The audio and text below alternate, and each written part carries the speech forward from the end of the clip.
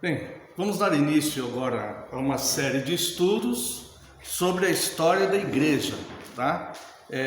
Nós vamos fazer uma viagem no tempo, uma verdadeira viagem no tempo, tá? Então nós vamos começar lá nos primórdios e serão 8 aulas, se Deus assim permitir, né? Essa é a nossa intenção de ser 8 aulas e nós pretendemos chegar até os dias de hoje, analisando a história da igreja, tá? Não será um estudo doutrinário, tá? Embora nós vamos recorrer à Bíblia, mas não no sentido de buscar questões doutrinárias. Vamos recorrer à Bíblia como fonte histórica também, tá? E analisamos aí historiadores, biografias, documentos da igreja, relatos dos tempos, né? Então é um estudo extremamente fiel à história, tá? E serão 8 aulas, e cada aula vai apontar ou vai mostrar uma era da igreja até chegar nos dias de hoje, tá? Nesta primeira aula, a nossa lição, vamos chamar assim, será a era apostólica, a igreja da era dos apóstolos. Para que nós possamos começar, nós vamos iniciar abordando o porquê existe a igreja. Quando nós olhamos o Antigo Testamento, nós vemos ali o conceito e a vontade de Deus implícitos ali, né? E algumas vezes até explícitas ali no Antigo Testamento. Algumas daquelas coisas que Deus, ou melhor, tudo que Deus fazia no Antigo Testamento, apontava para Cristo e apontava para a igreja, tá? Então nós vamos começar a estudar a história da igreja entendendo o porquê igreja, ou porquê congregar. E nós vamos analisar lá atrás, depois que Deus... nós vamos até falar da era da escravidão egípcia, tá? Mas vamos começar analisando aqui no livro de Levítico, capítulo 23, verso 3. Aqui, quando Deus determina as festas, Levítico 23, verso 3 diz assim: Deus vai determinar aqui as festas solenes, e Ele vai determinar a primeira delas é o sábado. Então nós vemos aqui: 6 dias trabalhareis, mas o 7º dia será o sábado do descanso solene, santa convocação, nenhuma obra fareis, é sábado do Senhor em todas as vossas moradas. Esta santa convocação, esta convocação solene, este sábado aqui, não se trata de um dia literal, e também não se trata apenas de um descanso, no sentido de não fazer nada. Porque quando Deus dá este mandamento, tanto em Êxodo ele fala, para lembrares o teu Criador. E em Deuteronômio ele fala, para lembrares que eras escravo e foi liberto. Então aqui não é simplesmente um dia para que a pessoa fique sem fazer nada, mas é um dia de lembrança de Deus. E esta lembrança, no contexto todo do Antigo Testamento, se dava no congregar o povo para cultuar a Deus, para louvar a Deus. Não precisa abrir se não quiser, mas Deus quando manda Moisés falar com o faraó, antes disso aqui, né? Antes dele decretar essas festas aqui, quando Deus manda Moisés falar com o faraó para libertar o povo, ele diz assim: deixe meu povo ir para que me preste culto no deserto, para que me preste culto. Em algumas traduções está para que me sirva. Por quê? Para que me sirva também está certo, óbvio, porque o culto é um serviço a Deus. O culto é serviço a Deus, né? É um ofício que nós prestamos servindo a Deus no culto. Então quando Deus vai libertar ali do Egito, Deus já está chamando, dizendo que vai congregar o seu povo, tá? E este sábado que nós vimos aqui em Levítico 23, 3, 6 dias trabalhareis, mas o 7º será o sábado do descanso solene, santa convocação, né? Isso aqui é reafirmado lá em Hebreus, se você olhar lá no Novo Testamento, em Hebreus capítulo 4, versos 9 e 10. Aqui está falando exatamente desse repouso com Deus, né? Vai abordar a questão do sábado e tudo mais. Mas como não estamos vendo questões doutrinárias somente históricas, vamos ver aqui o 9 e o 10. Portanto, resta um repouso para o povo de Deus, porque aquele que entrou no descanso de Deus, também ele mesmo descansou de suas obras, como Deus das suas. Então, este descanso semanal que nós temos prestando culto a Deus, é uma preliminar de como será a nossa vida no descanso eterno com Deus, no paraíso de Deus, onde estaremos descansando de todas as fadigas deste mundo e estaremos adorando a Deus, tá? Então, nós vemos que esse descanso na presença de Deus já deve ser observado no tempo presente e se completará quando estivermos em Cristo. Mais uma vez repetindo, que descanso? Simplesmente ficar em casa sem fazer nada? Não. Descansar das nossas atividades pessoais, mas nos dedicarmos a lembrarmos, fazermos menção de Deus, que é o culto, a convocação solene. Lembrar do Criador e do Salvador, do Redentor, né? Também quero convidar os irmãos aqui em Joel, capítulo 2. Vamos ler aqui os versos 15 e 16. Lembrando que esta profecia de Joel se dá justamente quando a igreja, após a ressurreição de Cristo, quando a igreja oficialmente ela começa as suas atividades. Porque Cristo institui a igreja nos apóstolos, né? E depois manda eles esperarem até que eles recebam poder. E em Atos dos Apóstolos 2, é quando eles recebem o Espírito Santo e começam a pregação da igreja, a mensagem da igreja para o mundo. E quando acontece isto, o apóstolo Pedro ele pede a palavra e ele fala que é o cumprimento esta profecia aqui, que nós vamos ver, de Joel 2, tá? Se cumpre justamente na igreja, no início da igreja. Então, Joel capítulo 2, versos 15 e 16. Tocai a trombeta em Sião, promulgai um santo jejum, proclamai uma assembleia solene, congregai o povo, santificai a congregação, ajuntai os anciãos, reuni os filhinhos e os que mamam, saia o noivo da sua recâmara e a noiva do seu aposento. Então essa profecia aqui, claro, o capítulo 2 inteiro, né, que Pedro vai se referir ali em Atos 2, tá? Mas aqui nós estamos vendo esta profecia no tocante à congregação da igreja de Cristo mesmo, após a ressurreição de Cristo, né?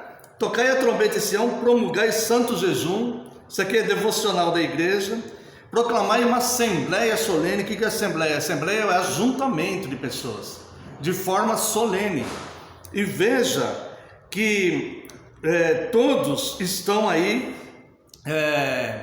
envolvidos nessa congregação, não há exceção de pessoas, nem por idade, né? Congregai o povo, ou seja, o povo todo, congregai, santificai a congregação. Essa congregação tem que ser santa, é assim que é a igreja, uma congregação onde deve ser mantida santa e imaculada, tá? Ajuntai os anciãos. Aqui nós podemos entender tanto pessoas mais velhas, de idade mesmo, como pessoas experimentadas na fé, né? Como seriam presbíteros, pastores, mesmo que fossem jovens, tá?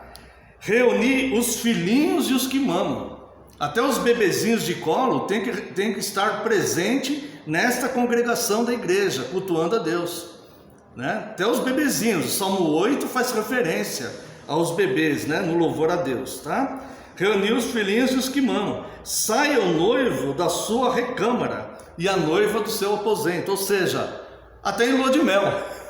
Não existe nenhuma opção das pessoas de dizerem não à convocação de Deus para a congregação, né?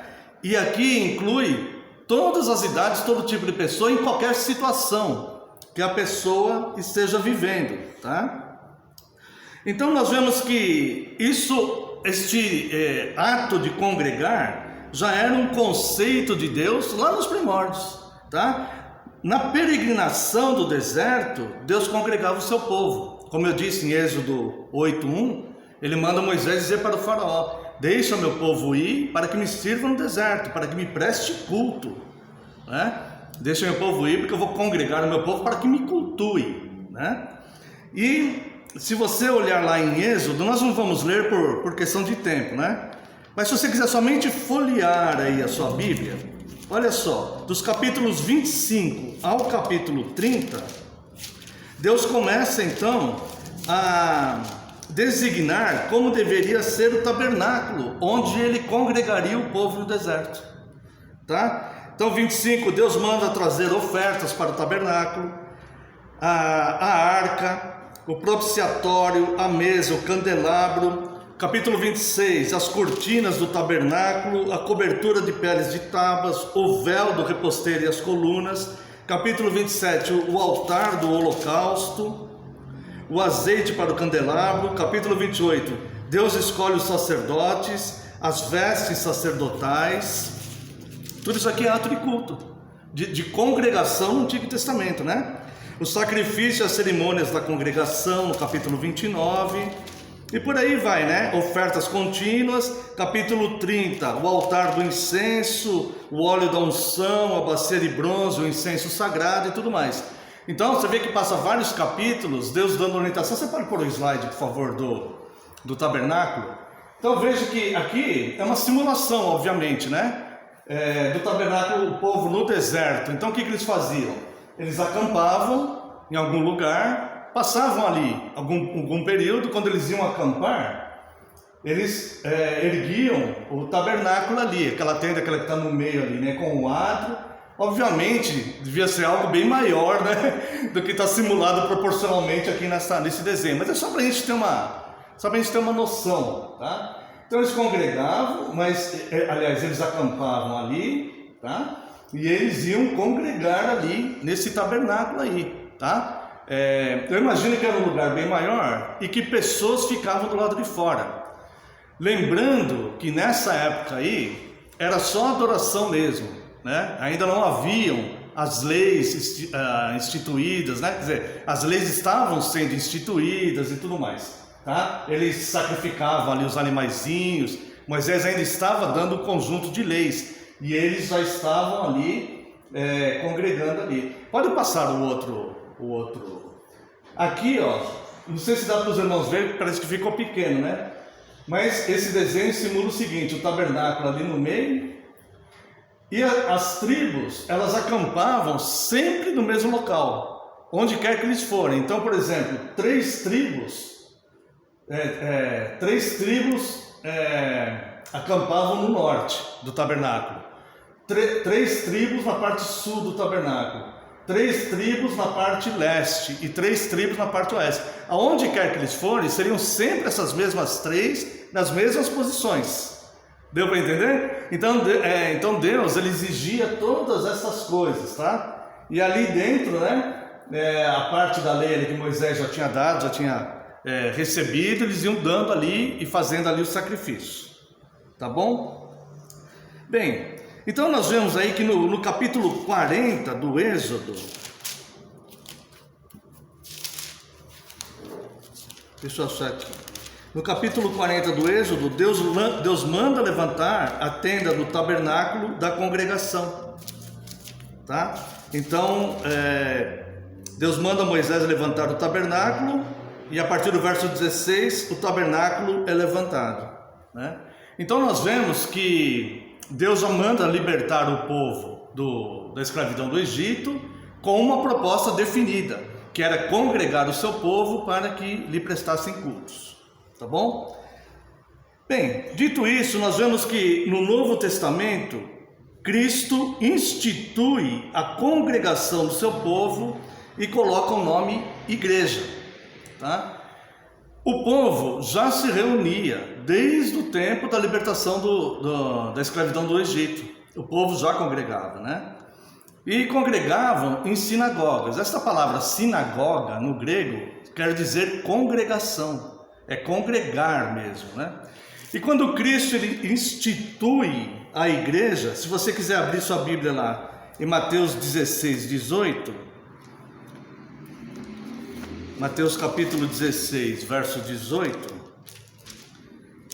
nós vamos ver que ele vai instituir nos apóstolos, na pessoa de Pedro, mas nos apóstolos, né? Também eu te digo que tu és Pedro, e sobre esta pedra edificarei a minha igreja, e as portas do inferno não prevalecerão contra ela. É muito importante nós analisarmos isso aqui, que essa promessa de Cristo, que as portas do inferno não prevalecerão contra ela, porque nesse estudo que nós vamos fazer, nós vamos ver quantas perseguições e quantas perseguições duras a igreja passou ao longo do tempo até nós chegarmos aqui. E infelizmente é uma época de grande apostasia, né? Onde poucas pessoas se interessam em conhecer a igreja, em conhecer Cristo, né? Infelizmente é uma época, nós vamos analisar também a igreja atual, né? É uma época onde as pessoas buscam a igreja, obter algum benefício da igreja, né? Elas não têm um conhecimento exato do que é a igreja e deste conceito de Deus em congregar, né? O povo, essa convocação que é essa congregação. Mas aqui em em Mateus 16, 18, Jesus institui a igreja e ele fala: sobre esta pedra edificarei a minha igreja, que é a palavra eclesia, do grego, que significa mesmo, a palavra eclesia, né? Eu já expliquei aqui para a igreja em outro momento. Os gregos, eles inventaram a democracia, né? E era através de plebiscitos que eles governavam. Então os senadores faziam os projetos e eles convocavam os homens para irem no Senado, os homens maiores de idade, para irem no Senado em Atenas, votar sim ou não aos plebiscitos. Esta convocação se chamava igreja, eclesia. Então Cristo, ele coloca este nome na igreja. Entenda bem, ficou a sinagoga, que significa congregação, onde os judeus congregavam, e Cristo institui a sua igreja, que se chama ajuntamento solene em assembleia. Ajuntamento em assembleia, é isso que quer dizer igreja, tá? Que quer dizer a palavra eclesia, né? Essa igreja que Cristo institui, que nós vamos começar a estudar, estamos começando a estudar a partir de agora, ela tem algumas características. E a igreja verdadeira, se você for olhar e ver o que Cristo falou aqui na instituição da igreja, que as portas do inferno não prevalecerão contra ela, você vai traçar um gráfico aqui, que nós vamos chegar na última aula, na 8ª aula, e você vai falar assim: olha, aquela profecia de Cristo, as portas do inferno não prevalecerão contra ela. A igreja fiel, ela sempre, em toda a história, ela vai se manter ali. Quando houve um grande desvio, a igreja foi corrigida, e a igreja se mantém fiel hoje, nesse período de apostasia. Toda a igreja? Não, mas existe a igreja fiel, né? E isso que nós vamos analisar também, tá bom? Então essa igreja, ela deve ter disciplina entre os seus congregados. Isso é a história da igreja, tá? Nós não podemos mudar a história da igreja, né? Veja aqui em Mateus 18,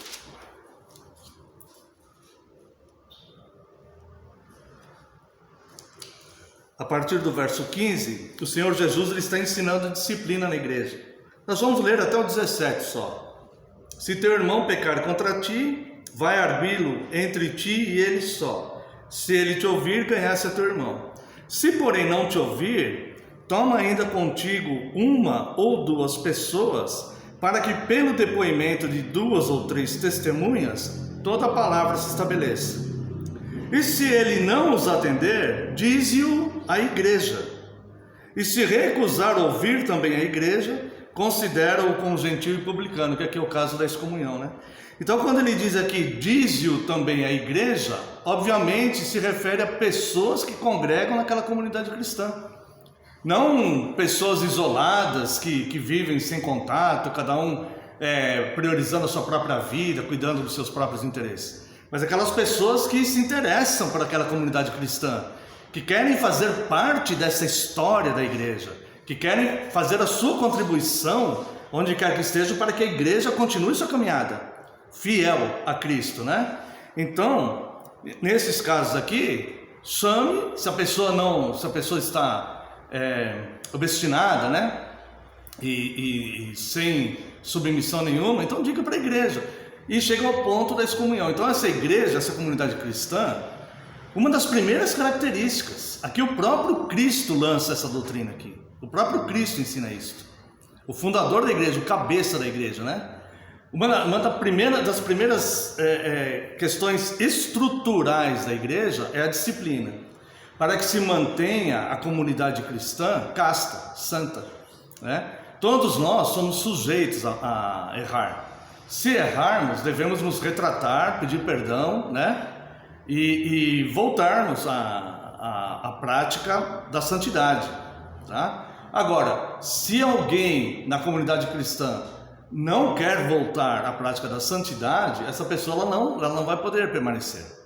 Essa pessoa tem uma vida de pecados públicos, uma vida desordenada, enfim, são uma série de situações, né?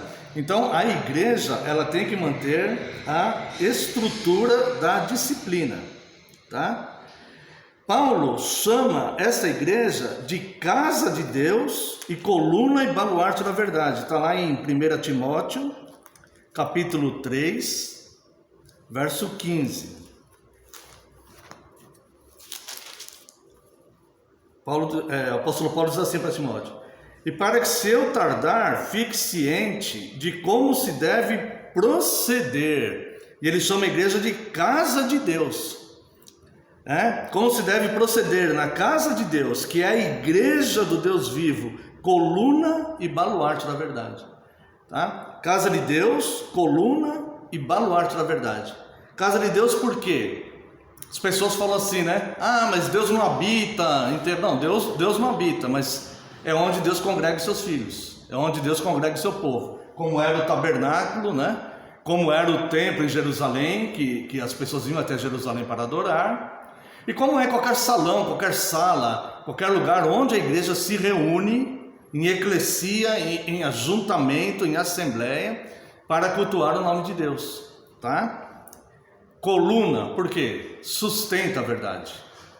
Então, Cristo ele fala assim: passará os céus e a terra, mas as minhas palavras não passarão. A ferramenta que Deus usou para que a palavra não passe, obviamente é a Bíblia, mas é a Bíblia pregada na igreja. Porque a igreja manteve essa mensagem viva e ensinando as gerações, ensinando a sã doutrina às gerações e pregando fielmente até aqui o século 21, tá? E baluarte da verdade. O que é baluarte? É uma fortaleza inexpugnável. Então a igreja, mesmo que ela tenha oposição, até mesmo de outras igrejas, a igreja fiel ela vai ter que ser esse baluarte, essa fortaleza inexpugnável. Fala assim, não, aquele que eu sirvo falou que a doutrina é essa aqui, aquele que eu sirvo falou que eu devo cultuar desse jeito, aquele que eu sirvo falou, então esta é a igreja, uma das estruturas da igreja, tá? E o autor da carta aos Hebreus menciona a importância de congregar. Se os irmãos quiserem avaliar ali, Hebreus capítulo 10, os versos 25 e o verso 35. Hebreus 10, 25 diz: não deixemos de congregar-nos, como é costume de alguns, antes façamos admoestações, e tanto mais quanto vedes que o dia se aproxima. Ou seja, nós não vamos deixar de congregar. Até Cristo voltar, vai ter fiéis congregando na igreja de Cristo, tá? E o verso 35 diz: não abandoneis, portanto, a vossa confiança. Ela tem grande galardão, tá? Haverá uma recompensa para esses fiéis, mesmo que eles sofram aqui, né? Nós vemos pessoas priorizando suas vidas, e nós estamos aqui, nós vemos isso. Nós vemos pessoas que nesse momento estão ganhando dinheiro, nós vemos pessoas que nesse momento estão assistindo futebol, tem pessoas que nesse momento estão assistindo televisão, despreocupada na sua casa, assistindo novela, fazendo alguma coisa, e nós estamos aqui. Não percamos essa confiança, porque nela há grande galardão, tá? Então, confie que aquele que fez a promessa, ele providenciará os meios de a cumprir, tá? Bem, assim os apóstolos de Cristo começaram suas pregações lançaram os fundamentos doutrinário e organizaram a igreja. Então Cristo, todos nós sabemos, né? Não precisa olhar, ele chama seus apóstolos, Cristo chama os apóstolos, ensina essas doutrinas para os apóstolos, capacita esses apóstolos e os envia para fazerem a pregação e lançarem os fundamentos doutrinários da igreja, tá? Então vamos ver como que os apóstolos estruturaram a igreja, tá? Eu gostaria que o irmão Igor pusesse ali aquele slide da estrutura da igreja. Eis a estrutura criada pelos apóstolos, a estrutura bíblica da igreja, tá? Primeiro pontinho ali, né? Dá para todos enxergarem daí? Primeiro pontinho, pregando a Cristo. A primeira estrutura da igreja, a primeira e fundamental, a que não pode faltar. Pode ter todas as outras, se não tiver essa primeira com fidelidade, não é igreja. A primeira é a mensagem da igreja. Qual é a mensagem da igreja? A mensagem é Cristo. Irmãos, você pode ouvir um sermão que fale de José, de Sansão, de Davi, de Samuel, de Ruth, de Débora. Você pode ouvir um sermão que fale de Pedro, de Paulo, mas se não tiver Cristo nesse sermão, a igreja não está pregando a sua mensagem. Ela pode estar falando os benefícios que José conseguiu com a fidelidade dele. Ela pode estar falando como Deus fez um milagre na vida de Davi, que ele derrotou o gigante. Enfim, pode estar mostrando ali como foi fenomenal quando Moisés abriu o mar. Mas se não tiver Cristo nesse sermão, não está pregando a mensagem que a igreja foi chamada e instituída para pregar. Então nós vemos que em toda mensagem da igreja tem que ter a cristologia, porque a mensagem da igreja é Cristo, tá? Claro que existem várias doutrinas, mas a mensagem do evangelho, a mensagem da igreja é Cristo, né? Então, pregando a Cristo. Se você quiser olhar ali, ó, Atos capítulo 2, nós não vamos ler, porque o texto é longo, né? Bastante comprido, mas o Atos de 2, 14, Atos dos Apóstolos, capítulo 2, de 14 a 36, vai estar justamente falando a respeito de Cristo, que foi o que eu me referi no começo, né? Quando desce o Espírito Santo, lá no dia de Pentecostes, né? Pedro pega a palavra e ele começa a falar, não, isso aqui é a profecia do profeta Joel e tudo mais, e aí ele prega Cristo, a mensagem da igreja. Ele vai falar da profecia de Joel, ele vai abordar o Antigo Testamento, mas ele, no sermão dele, ele vai falar de Cristo. Veja aqui, ó, os versos 22 a 24. Varões israelitas, atendei a estas palavras. Ele já estava falando de bastante coisa. Aí ele fala, Jesus o Nazareno, varão aprovado por Deus diante de vós, com milagres, prodígios e sinais, os quais o próprio Deus realizou por intermédio dele, entre vós. Como vós mesmos sabeis, sendo este entregue pelo determinado desígnio e presciência de Deus, vós o matastes, crucificando-o por mãos de iníquos, ao qual, porém, Deus ressuscitou, rompendo os grilhões da morte, porquanto não era possível fosse ele retido por ela. Veja como a pregação de Pedro era muito mais difícil do que a nossa hoje, embora a pregação fosse a mesma, mas o público não era o mesmo. Porque olha só o que ele fala aqui, ó, verso 23, sendo este entregue por determinado desígnio de Deus, tal, né? Verso 24, verso 23, sendo este entregue pelo determinado desígnio e procedência de Deus, vós o matastes crucificando. Então a pregação de Pedro era muito mais difícil, porque haviam pessoas ali ainda, com certeza haviam, né? Embora a Bíblia não mencione nominalmente, que estava gritando crucificam, queremos Barrabás. E Pedro agora estava pregando para uma multidão assim, né? Pessoas que os filhos deles estavam aqui, né? E pessoas que presenciaram muitas vezes aquilo tudo e tal. Mas a mensagem do Evangelho é Cristo. Então, a igreja ela é instituída com a pregação de Cristo. A segunda estrutura, o segundo pontinho ali, o chamado ao arrependimento. Essa é a função da igreja no mundo.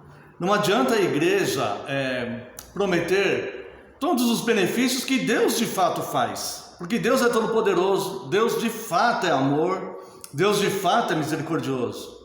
Mas a pregação da igreja não é que Deus vai curar alguma doença, que Deus vai trazer a prosperidade. Não é este o chamado da igreja. O chamado que a igreja faz ao mundo, a missão da igreja é chamar os pecadores ao arrependimento.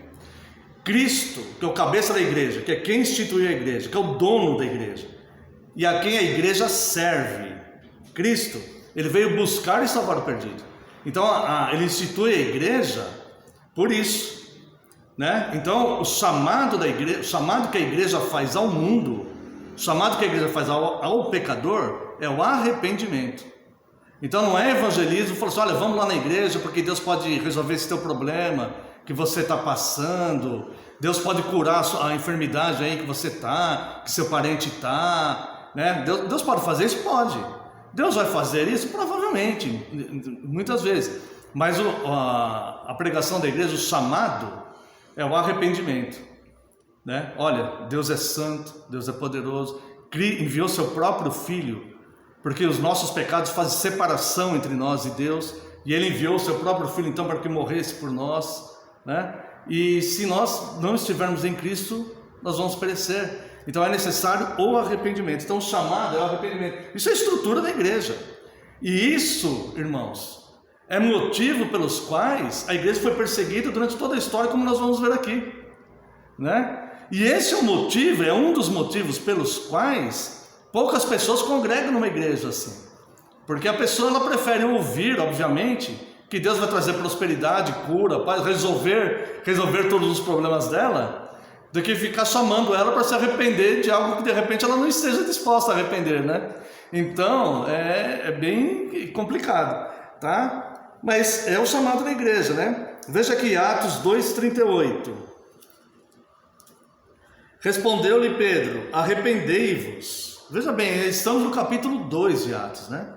Porque aquelas pessoas, ouvindo, verso 37, ouvindo eles estas coisas, compungiu-se-lhes o coração e perguntaram a Pedro e aos demais apóstolos, que faremos, irmãos?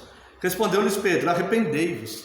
Pedro não fala assim, não, vem para cá, vem para a igreja, vem para Cristo, porque Ele vai curar todas as doenças que vocês têm, né? Vai tirar vocês da pobreza. Pedro não fala isso. E aqui estava instituindo a igreja. Então Pedro ele não apela dessa forma para que as pessoas venham. Pedro ele fala a verdade para eles. A melhor forma de amor que existe é você ser sincero e falar a verdade para as pessoas, com amor, com cuidado, né? Essa é a melhor coisa, né? A minha mãe dizia, quem te dá beijos doces muitas vezes quer o teu mal, mas quem te fala a verdade é aquele que te ama, que quer o teu bem. Minha mãe falava isso, né? Embora minha mãe não seja regra de fé, mas eu só mencionei aqui, né? Desconsidera isso como regra de fé, tá? Agora olha só, e Pedro então fala, verso 38, respondeu-lhes Pedro, arrependei-vos e cada um de vós seja batizado em nome de Jesus Cristo para a remissão dos vossos pecados e recebereis o dom do Espírito Santo. Então a estrutura da igreja vai se encaminhando aqui, ó. A mensagem é Cristo. Você pode pregar qualquer tema do Evangelho, você pode pregar lá a genealogia lá em Crônicas, mas você vai ter que ter a cristologia, e tem. Você tem que procurar onde ela está, mas tem. Você vai ter que pregar e fazer a cristologia, tá bom? Chamado é o arrependimento, tá? A terceira estrutura que os apóstolos faziam aqui, eles congregavam o povo. Olha aqui do capítulo 2, a partir do verso 42. E perseveravam na doutrina dos apóstolos, e na comunhão, no partir do pão e nas orações. Em cada um havia temor, e muitos prodígios e sinais eram feitos por intermédio dos apóstolos. Todos os que creram estavam juntos e tinham tudo em comum. Vendiam as suas propriedades. Isso aqui não é doutrina, né? Eles faziam, no início da igreja, eles faziam isso voluntariamente. Você não precisa vender os seus bens. No início da igreja eles faziam isso, né? Eles tiveram aquele amor assim, profundo no começo. Vendiam as suas propriedades e bens, distribuindo o produto entre todos, à medida que alguém tinha necessidade. Olha o verso 46. Diariamente perseveravam unânimes no templo, partiam o pão de casa em casa e tomavam suas refeições com alegria e singeleza de coração, louvando a Deus, contando com a simpatia do povo. Isso aqui, a igreja ao longo do tempo perdeu. Enquanto isso, acrescentava-lhes o Senhor dia a dia os que iam sendo salvos, tá? Então eles preservavam na doutrina dos apóstolos, e os apóstolos congregavam essas pessoas, eles eram congregados. A igreja não era dispersa. Olha, você já se arrependeu, você já foi batizado, então você já está salvo, você já faz parte da igreja invisível, do corpo de Cristo. Não é assim. As pessoas são congregadas e ensinadas nas doutrinas dos apóstolos, e elas perseveravam nessas doutrinas dos apóstolos, né? E aqui diz que eles se reuniam todos os dias no templo, né? Obviamente essa igreja ela não ia continuar assim, também não era esse o propósito de vender todos os bens e tudo, né? Mas sim de congregar e de perseverar nas doutrinas dos apóstolos, tá? E obviamente o amor deve ser mantido. A terceira questão aqui que nós vemos é que a igreja ela deve interceder, orar um pelos outros, né? Que em Atos capítulo 4, verso 23 a 30, mas vamos ver somente do verso 28 a 30, tá? Para fazerem tudo o que a sua mão e o seu propósito predeterminaram. Peraí, deixa eu pegar aqui. É Atos 4, isso mesmo, 4, 28 a 30. Para fazer tudo que teu propósito, tua mão e teu propósito predeterminado. Agora, Senhor, isso aqui é uma oração. Agora, Senhor, olha para as suas ameaças, concede aos teus servos que anunciem com toda intrepidez a tua palavra, enquanto estendes a mão para fazer curas, sinais e prodígios, por intermédio do nome do teu santo servo Jesus. Tendo eles orado, tremeu o lugar onde estavam reunidos, etc. Então, nós vemos lá também em Atos 12, quando Deus envia um anjo para libertar Pedro, né? Herodes matou Tiago, o primeiro apóstolo a ser martirizado, né? Herodes mata ele à espada e prende Pedro. E Deus envia um anjo para libertar Pedro, né? E a igreja, enquanto isso, estava orando, reunida, orando, congregada, orando. E quando Pedro é liberto da prisão, ele vai até onde eles estavam orando, né? A terceira estrutura aí é a união, tá? A igreja era una, ou seja, unidade, ela deve ser assim até hoje. Nós devemos ter uma unidade. Cristo tem uma igreja só. Não existe separação entre o povo de Deus. Nós devemos ter a mesma unidade, né? Então vamos lá, Atos 4, 32 a 35. Da multidão dos que creram, era um, o coração e a alma. Olha só, essa aqui é a unidade que nós devemos ter. Nós devemos ter isso aqui na nossa igreja local, na nossa comunidade local. Nós devemos ter isso aqui. O coração e a alma, né? Ninguém considerava exclusivamente sua nenhuma das coisas que possuía, tudo porém lhes era em comum. Com grande poder os apóstolos davam testemunho da ressurreição do Senhor Jesus, e em todos eles havia abundante graça, pois nenhum necessitado havia entre eles. Isso aqui é a missão da igreja. Não pode haver um necessitado congregando entre nós. Não pode haver isso. Não pode ter pessoas que não vai ter um pão para dar para o filho, que vem aqui no culto e não tem o pão para dar para o filho. Isso não pode na igreja, de jeito nenhum. Isso não pode.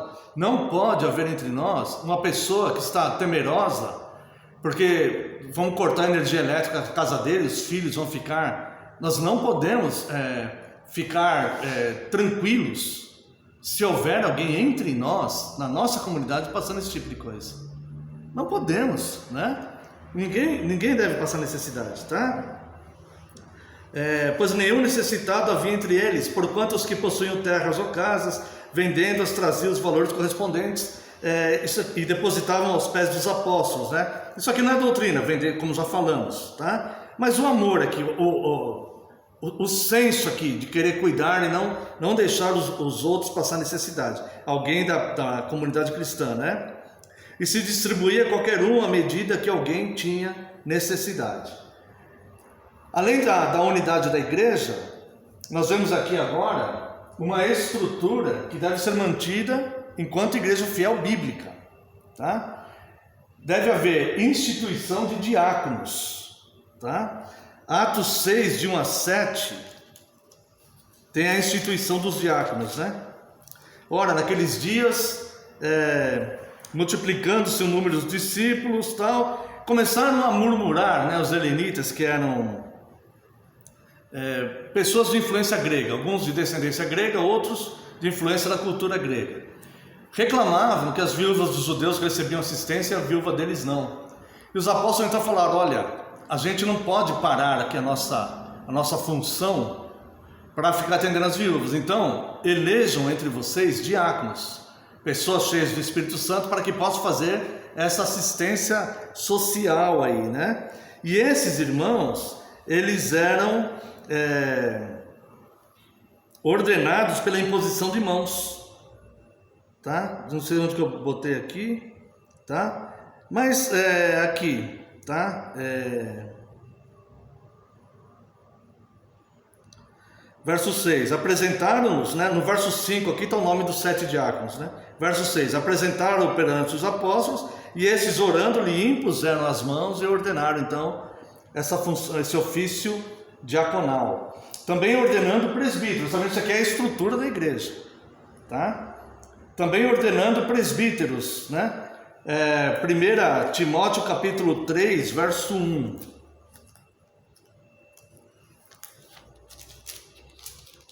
Timóteo capítulo 3, verso 1. Fiel é a palavra, se alguém aspira ao episcopado, excelente obra almeja. E aqui vai falar dos presbíteros, características que devem ter os presbíteros, tá? E também ordenando pastores, 1 Timóteo capítulo 4, verso 14.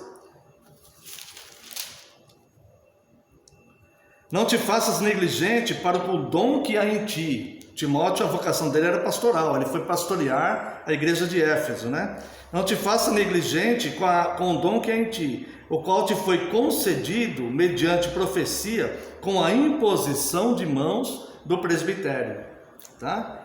E conferindo aos pastores o dom ministerial do ensino. Está lá em Efésios capítulo 4. Efésios capítulo 4, é de 12 a 16, né? Mas vamos ver aqui, ó.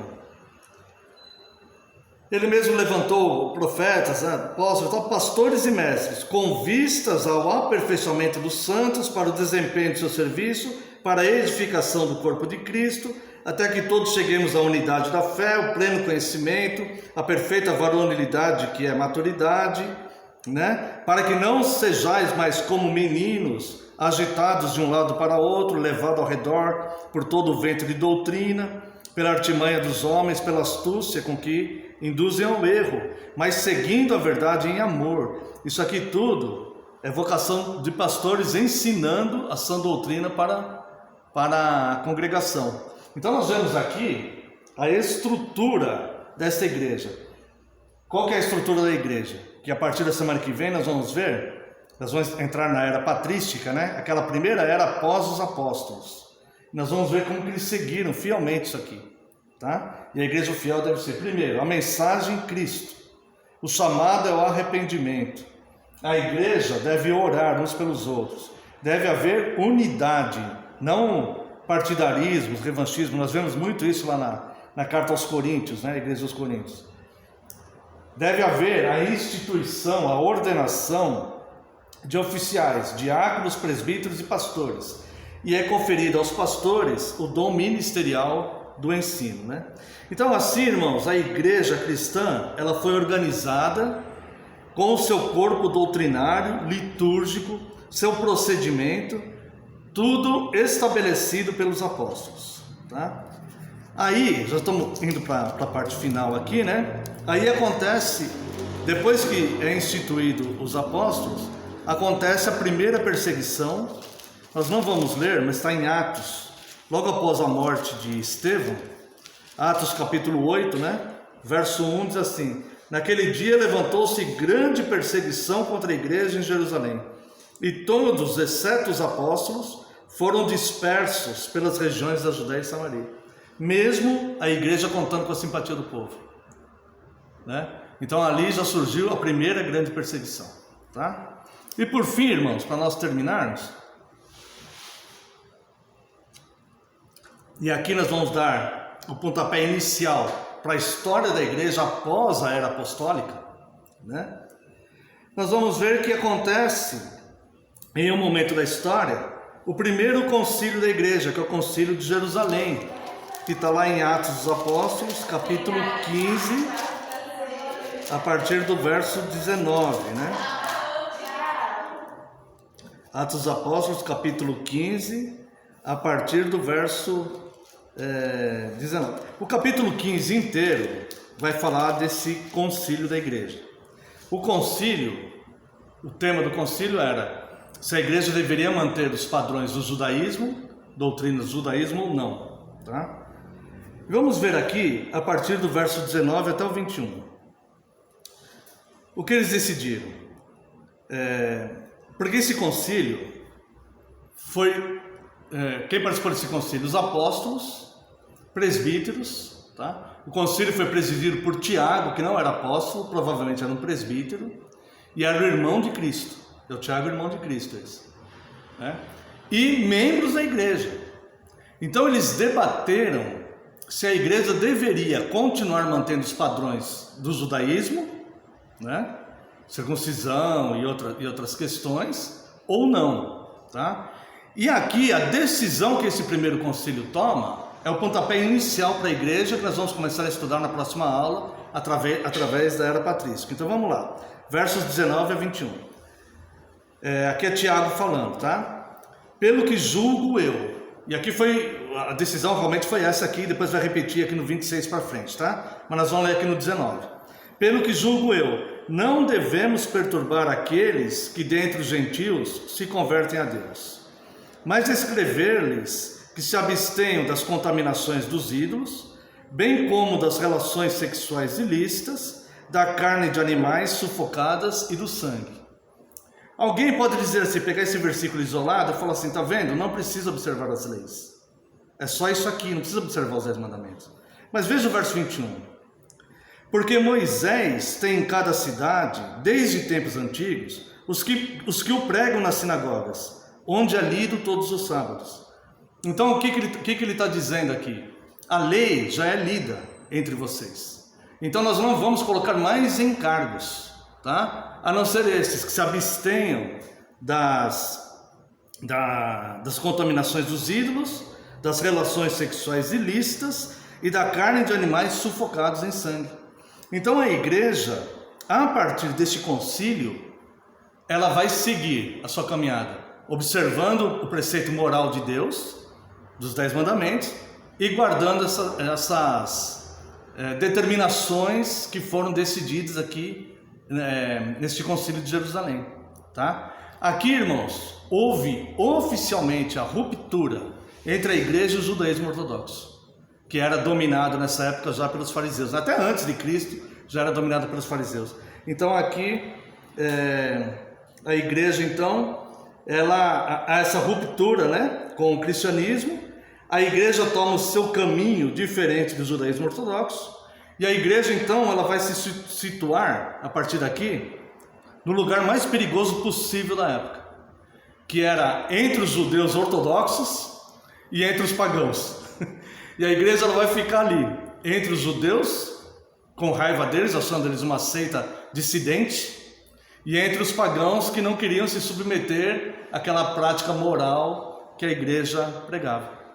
E assim termina essa pequena